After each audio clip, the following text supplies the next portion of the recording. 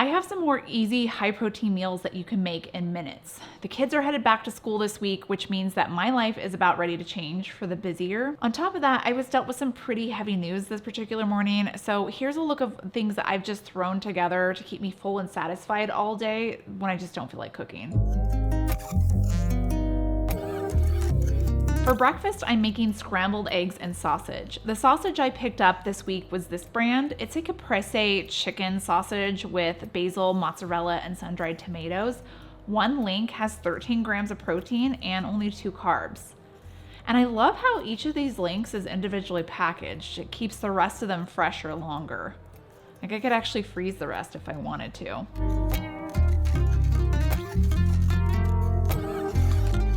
I'm air frying this for a couple of minutes, and don't look at my air fryer. I know it's disgusting. It still needs to be cleaned. It's just something I haven't gotten to this summer. Maybe we'll wait till next summer. Just kidding, I won't let it go that far. On to the scrambled eggs. I'm having 2 scrambled eggs, but 2 eggs actually only has 12 grams of protein in it.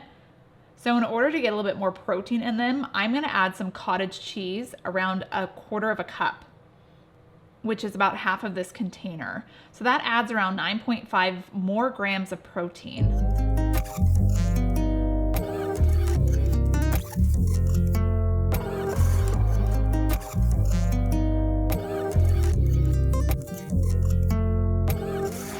Cottage cheese has salt, so you only need to season these eggs just a tad bit more.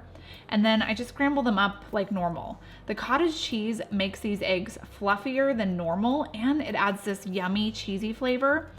I make this for my kids all the time, and they don't even realize that it has cottage cheese in it. Actually, one of them is starting to catch on, but I just denied. Now to finish my breakfast. Sausage looks done. I'm gonna add on my eggs and dig in.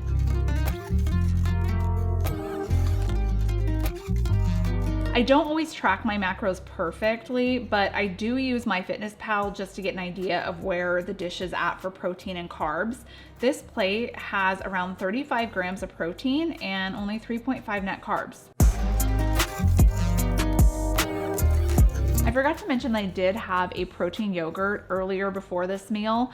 I had an early morning appointment for a mammogram, and I just wanted something quick before I headed out for that.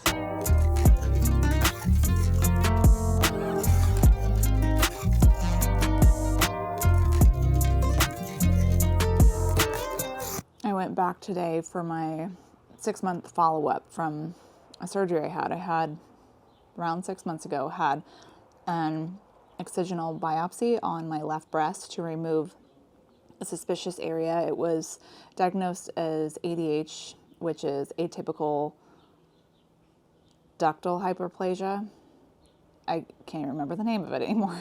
Anyway, it's not cancer, but there's cells that are not normal and have the ability to turn into breast cancer. So the recommendation is to get it removed, which I did. It was kind of a fiasco. They weren't sure if they got the right area or the whole area or not. So I went back today for my 6-month follow-up mammogram, and left breast is perfect. Came back clear. Nothing else in that area. Right breast, which I didn't have issues with before, now all of a sudden it has a group of calcifications in it. So now I have to get a needle biopsy for that to see what's going on with that area, because that's very suspicious. Anytime there's groupings of calcifications, it's suspicious, where it could be abnormal cells, whether it's cancer or not quite cancer, like almost like a precancerous cell. So that was some not so fun news this morning.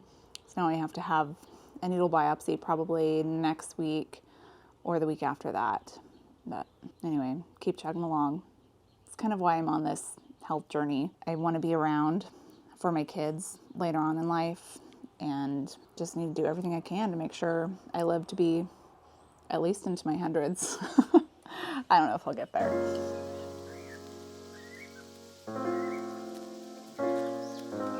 I was right. I did not have a lot of energy to do much today. I just wanted to putter around. So before lunch, I made myself a cup of hot cocoa. It's one of my go-to comfort drinks. But this hot chocolate is really easy to make. Plus it's only 5 calories and 1 carb.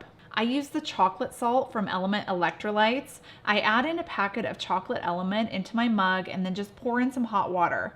That's all it needs. And I love this flavor. It's like cocoa with a little bit of saltiness. It's the easiest low carb hot chocolate out there that you could possibly make. Plus it has electrolytes. It has 1,000 milligrams of sodium, 200 milligrams of potassium, and 60 milligrams of magnesium. Not only does this help comfort me, but it actually does help with any sort of low electrolyte fatigue that I might be experiencing. And right now, Element's offering my viewers a free sample pack with any order. So if you want to sample some of their flavors before you buy them, you get this for free. Just go to drinkelement.com/ketofocus to get yours. It's lunchtime and I want to make a smoked salmon wrap. And I already put in my macros for this, and it's gonna have 31 grams of protein and around 350 calories.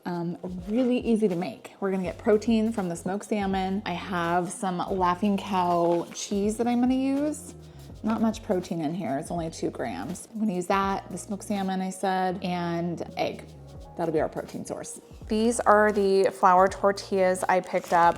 There's 6 net carbs in here. I am sure I probably could have found one that was lower, but you know, I was kind of in a hurry when I was grocery shopping.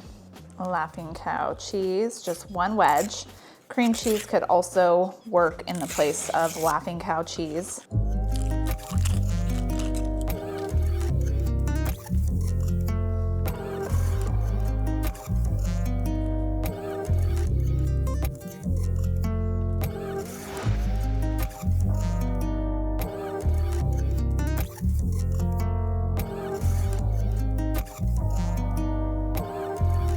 Why are you always in the way, Whisk?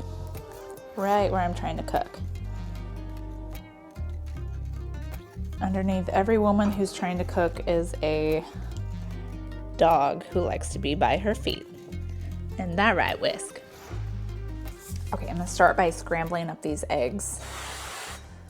And I'm not gonna put them in a bowl, crack them and whisk them first because I'm lazy and I don't wanna do dishes. I already did dishes once this morning, so I'm trying to limit my dishes. So we're just gonna crack them straight in here. Oh shoot, I got a shell. Great. I don't know where it went. Nope, not it. Oh well. Okay, just working around the dog. Don't mind me, Whiskey. Okay, season my eggs.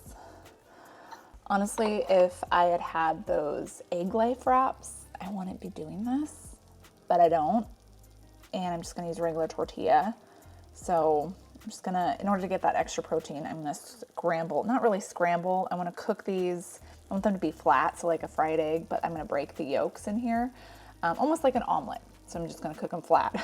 And I'm gonna use that and just put it inside my tortilla wrap.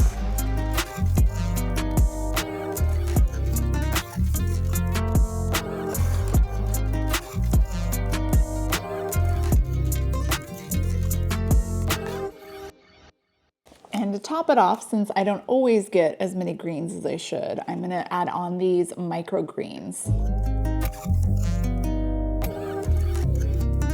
And that's it.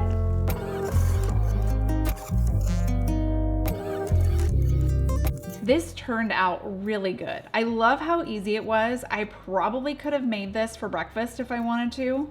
I got this idea from a YouTuber that I've been binge watching lately, Janine Escobar. She has some really good ideas of quick meals that you can make that are high in protein, and she used to be keto too, so a lot of her stuff is lower in carbs. On to dinner, I made a stuffed chicken breast recipe that a friend sent me. She said it takes around 30 minutes to make, and I don't have a lot of time before I head off to evening sports, so let's get it done. Start by adding in 4 ounces of cream cheese to a bowl, and then a tablespoon of mayo. Don't judge me on my dirty mayo choice here. I know it's not avocado, it's not very clean. Then the recipe says to add in 2 cloves of minced garlic, and that kind of looks like 2 cloves there. I mean, I like a lot of garlic. I love this chopper. I've shared it before. If you're someone who hates mincing stuff with a knife, then you need to get this chopper. It's by Wushthof. I think that's how you pronounce that. After the garlic, we add about 1.5 cups of spinach. Oh, and I had to take it out because I realized that I was supposed to chop the spinach before adding it to the bowl and not use whole leaves. I'm just so bad at reading directions on recipes sometimes.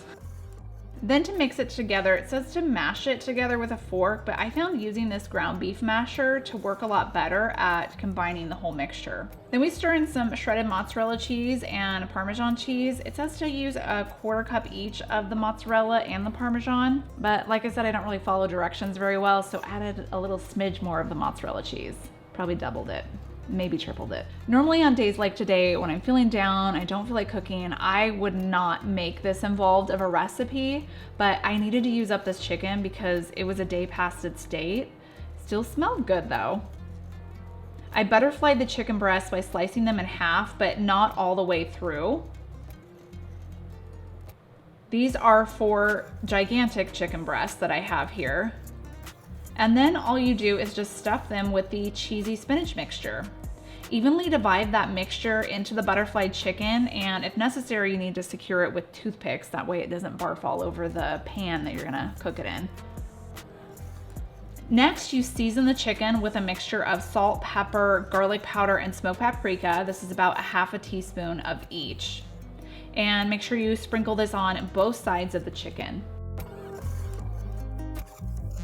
This chicken will get pan seared first. This is just so that it locks in all those juices so that you don't have dry chicken breast, because there's nothing worse than dried chicken breast. So find a skillet that is big enough to hold everything. I love this skillet from Heston. It has a wide bottom that perfectly holds all 4 breasts so that they can get a nice sear without steaming them. Otherwise, if your skillet isn't big enough, you're gonna have to work in batches, and that's gonna take longer for everything to cook. Pan sear these over medium heat in some avocado oil for around 4 minutes per side, or until it's golden brown. And then to ensure that our chicken gets cooked through, I transfer it to the oven and bake it for around 10 to 15 minutes at 425 degrees Fahrenheit, or until the temperature on my thermometer reads 165 degrees.